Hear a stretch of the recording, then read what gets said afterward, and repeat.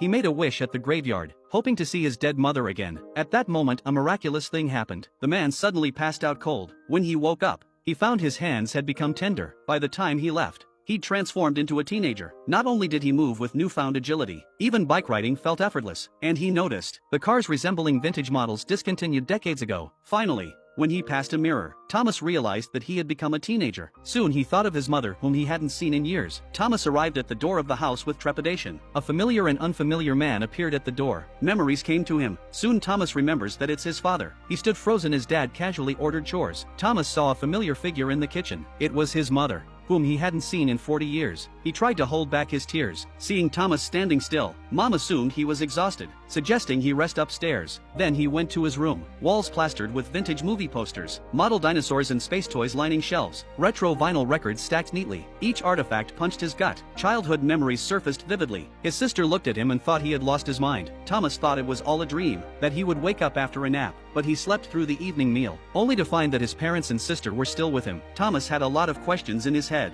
Was it really not a dream?